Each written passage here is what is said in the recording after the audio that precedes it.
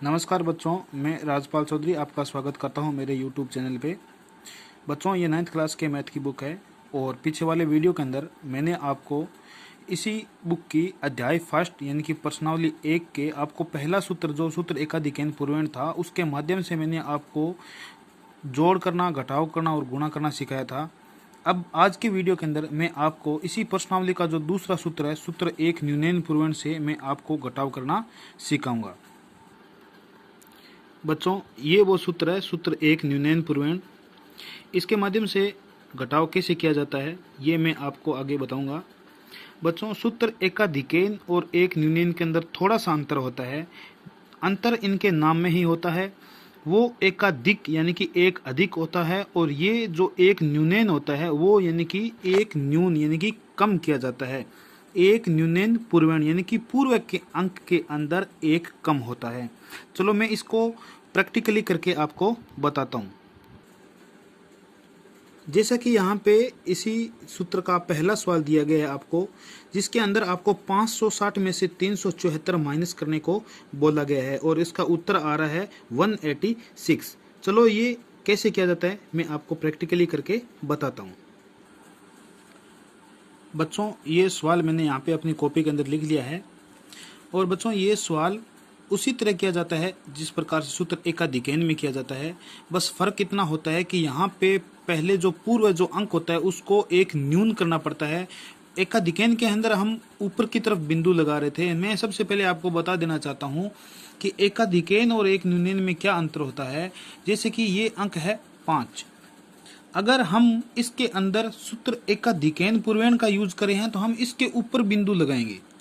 किसी भी संख्या के ऊपर कोई भी बिंदु लगना सूत्र एकाधिकैन को दर्शाता है। जबकि अगर हमें सूत्र एक न्यूनैन पूर्वेण का मिल लेना होता है तो हम क्या करते हैं, किसी भी अंक के नीचे की ओर बिंदु लगाते हैं। नीचे की ओर लगने वाला बिंदु सूत्र एक न्यूनैन पूर्वेण कहलाता है तथा ऊपर की ओर लगने वाला बिंदु सूत्र एकाधिकैन पूर्वेण कहलाता है। तो उसी हिसाब से ये सवाल हम आगे करते हैं। पूरा का पूरा फॉर्मेट उसी की तरह काम करता है। उसी सवाल की तरह इसमें भी परिमित अंक काम में लिया जाता है, लेकिन फर्क सिर्फ इतना होता है कि वहां पे हम पूर्व अंक को एकाधिक कर रहे थे और इस सवाल के अंदर हम पूर्व के अंक को एक न्यून करेंगे। चलो सबसे पहला हम ये इकाई वाला पद है उसको करते हैं। सबसे पहले हम लिखते हैं 0 में से 4 नहीं जा सकता। अब उसी सवाल की तरह जहां पे कोई सवाल का घटाव असंभव हो जाता है तो हम क्या करते हैं, नीचे वाला पद का जो भी परम मित्र अंक होता है उसको हम ऊपर वाले के साथ जोड़कर नीचे लिख देते हैं। परम मित्र अंक यानी कि 4 का परम मित्र अंक कितना होता है, 6। तो 6 + 0 कितना हो जाता है, 6। ठीक है। अब यहां पर हमें परम मित्र अंक की आवश्यकता हुई तो जब हमें सूत्र एकाधिक में परम मित्र अंक की आवश्यकता होती तो हम क्या करते हैं कि हम इससे पूर्व के अंक के ऊपर एकाधिक का चिन्ह लगा देते थे। लेकिन हमारे पास यहाँ पे सूत्र कौन सा है, एक न्यूनैन पूर्वेण। इसलिए हम क्या करते हैं कि अब हम यहाँ पे इस 6 के नीचे एक बिंदु लगाएंगे। 6 के नीचे बिंदु लगने का मतलब क्या होता है कि एक न्यून, जहां हम पहले 7 के ऊपर एक बिंदु लगाते एकाधिक यानी कि 7 का 8 हो जाता था, उसी प्रकार अब हम 6 के नीचे एक न्यून का बिंदु लगाते अब ये क्या हो जाता है, 6 का 5 हो जाता है। तो बच्चों अब हम ये 6 क्या है, 5 कहलाएगा। अब ये 6 नहीं रहा, अब ये क्या कहलाएगा, 5 कहलाएगा। अब हम क्या करते हैं, 5 में से 7 नहीं जा सकता।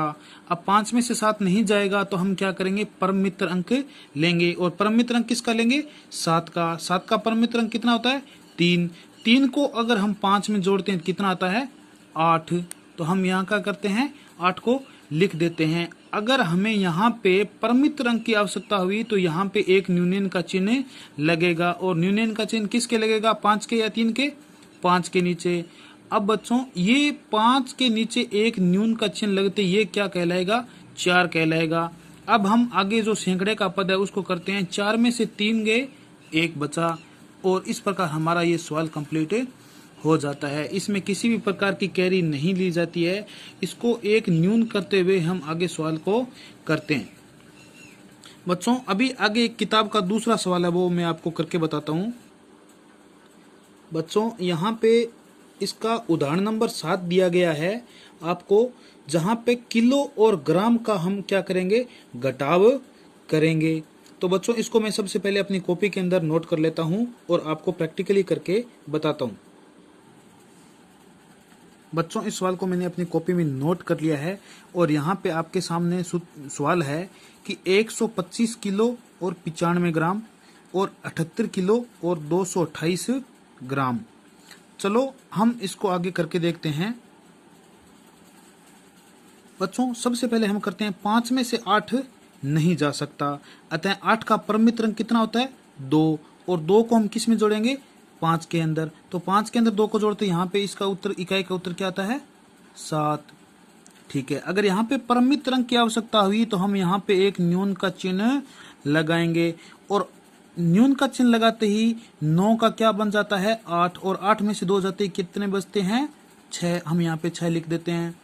बच्चों अब यहाँ पे किसी भी परमित अंक की आवश्यकता नहीं पड़ी, तो इसलिए कोई भी न्यून का चिन्ह भी नहीं लगेगा यहाँ पे, और 0 में से 2 नहीं जा सकता, अतः 2 का परमित अंक कितना होता है, 8। 8 को हम किस में जोड़ेंगे, 0 के अंदर। तो 0 + 8 कितने होते हैं, 8 के 8। और यहाँ पे अगर हमें परमित अंक की आवश्यकता हुई तो हम क्या करेंगे, यहाँ पे एक न्यून का चिन्ह लगा देंगे। अब ये 5 नहीं बना, ये क्या कितना हो गया, 4।